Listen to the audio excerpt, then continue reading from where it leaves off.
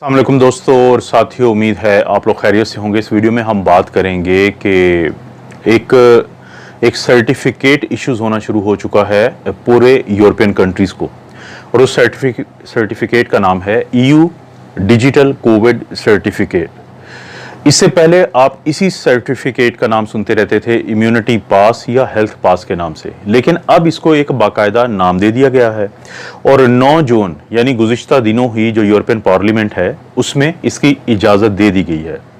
ना सिर्फ ये कि इसकी इजाज़त दे दी गई है, बल्कि इस वक्त 9 ऐसे ममालिक हैं जो यूरोप में मौजूद है, यूरोपीय यूनियन का हिस्सा हैं, और वहाँ पे ये जो सर्टिफिकेट है इनका ये जारी होना शुरू हो चुके हैं।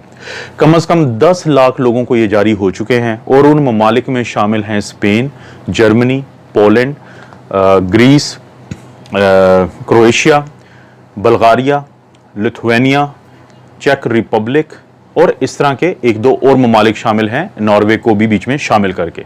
ना सिर्फ ये कि ये ममालिक शामिल हैं, बल्कि कुछ ऐसे ममालिक भी जो यूरोपीय यूनियन से बाहर हैं वो भी इसका हिस्सा बनना चाहते हैं, जैसे कि स्विट्जरलैंड है। तो ये एक ऐसा सर्टिफिकेट होगा जो दिया जाएगा इब्तदाई तौर पे उन लोगों को, उन फैमिलीज को या उन परमानेंट रेजिडेंट्स को जो यूरोपीय यूनियन में रहते हैं। आप तमाम दोस्तों को पता है कि यूरोपीय यूनियन में 27 ममालिक शामिल हैं और तकरीबन 44 करोड़ 70 लाख की आबादी पे मुश्तमिल ये पूरा एक एरिया है। फ़ायदा क्या होगा इस सर्टिफिकेट का, और जब उसके बाद पूरी दुनिया में ये सर्टिफिकेट इश्यूज़ किए जाएंगे तो आपके लिए मुमकिन होगा यूरोप के किसी भी मुल्क में जाके सफ़र करना, और वहाँ पे रोज़ाना की बुनियाद पे आपकी टेस्टिंग नहीं होगी। लेकिन सबसे पहले मैं आप लोगों को एक चीज़ क्लियर कर देता हूँ कि वो वैक्सीन जो पाकिस्तान में लगती हैं, जिनमें शामिल है स्पुतनिक वी, कुछ लोगों को वो लगी है, या कोरोना वैक या साइनोफार्म, अभी तक उनको शामिल नहीं किया गया उन वैक्सीन्स में कि जिनके लगने के बाद आपको ये जो सर्टिफिकेट है, जिसको हम EU डिजिटल कोविड सर्टिफिकेट कहते हैं, ये दिया जाएगा।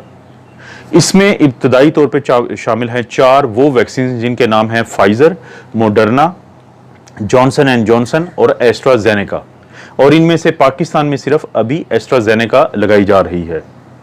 तो ये जो सर्टिफिकेट है इसके अंदर होगा क्या, इसके अंदर क्या क्या जो तफसील है वो शामिल होगी, और इसका फ़ायदा क्या होगा। इसके अंदर शामिल होगा किसी भी शख्स को लगने वाली वैक्सीन का स्टेटस। इसके अंदर शामिल होगा कि पहले वो इन्फेक्शन से रिकवर हुआ है या कभी ज़िंदगी में नहीं रिकवर हुआ। इसके अंदर शामिल हुआ होगा कि आपका जो लास्ट कोई PCR का टेस्ट हुआ है या रैपिड एंटीजन टेस्ट हुआ है वो कब हुआ था और उसका क्या रिजल्ट था। तो ये 3 चीज़ें जब उसके अंदर शामिल होंगी तो वो एक QR स्कैनेबल कोड होगा, यानी QR एक जो क्विक रिस्पांस कोड होता है, तो उसको स्कैनर में डाला जाएगा। किसी भी बॉर्डर पे जब आप एक यूरोप के मुल्क से दूसरे मुल्क में या यूरोप के किसी एक मुल्क में दाखिल होंगे तो वहाँ पे ये तीनों इन्फॉर्मेशन होंगी, जिसके बाद आपको क्लियरेंस मिलेगी और आप यूरोपियन कंट्रीज़ में या यूरोपियन यूनियन के जो कंट्रीज़ है उसमें कहीं पे भी जा सकेंगे। बाकायदा तौर पे जुलाई 1 जो है, यानी 1 जुलाई से इसको इस्तेमाल में लाना शुरू कर दिया जाएगा। और इन तमाम ममालिक का मकसद ये है कि गर्मियों की छुट्टियों में जो यूरोप के ममालिक के अपने जो शहरी हैं या जैसे अमेरिका वगैरह जैसे के ममालिक हैं, वहाँ से आने वाले जितने भी लोग हैं जो विजिटर्स हैं, वो ना सिर्फ ये कि यूरोप के इन ममालिक में आ सकें, बल्कि इनकी जो इकॉनमी है वो ज़्यादातर टूरिज़म पे चलती है, तो उसको फ़ायदा हो सके।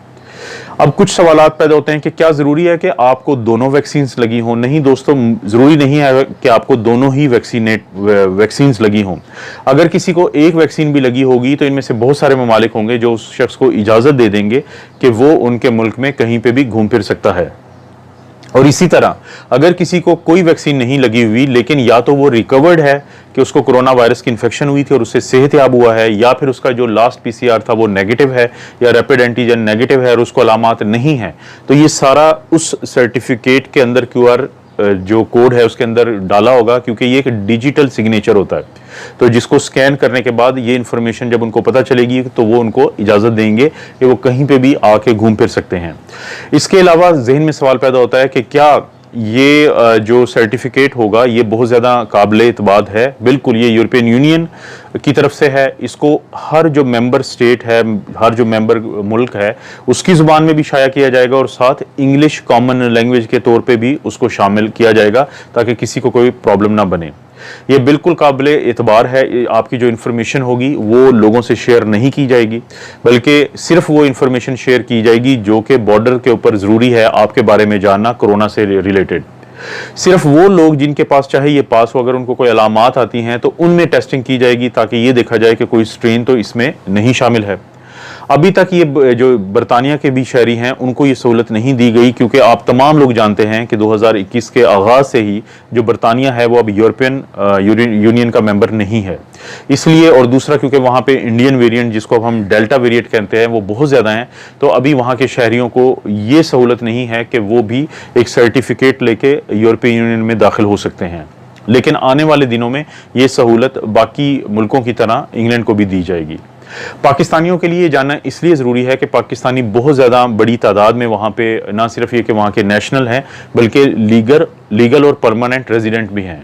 और ये दोनों कैटेगरीज वो हैं जो शामिल हैं कि अगर उनके पास EU डिजिटल कोविड सर्टिफिकेट होगा तो इनको ये सहूलत होगी कि वो घूम फिर सकते हैं, उनको बार बार टेस्टिंग नहीं की जाएगी, चाहे वो ट्रेन पे हैं, बसेस पे हैं या अपनी गाड़ियों पे हैं। तो वो ये सर्टिफिकेट जहाँ पे भी दिखाएंगे वहाँ पे उनको ग्रीन सिग्नल मिलेगा और वो मूव कर सकेंगे। दोस्तों, ये थी इस बारे में एक अपडेट। मजीद कुछ होगी तो मैं आप दोस्तों से ज़रूर शेयर करूंगा। आप अपना और अपनी फैमिली का ज़रूर ख्याल रखें। अल्लाह ताला आपको और आपकी फैमिली को हर किस्म की बुराई, बीमारी और आजमाइश से महफूज रखे।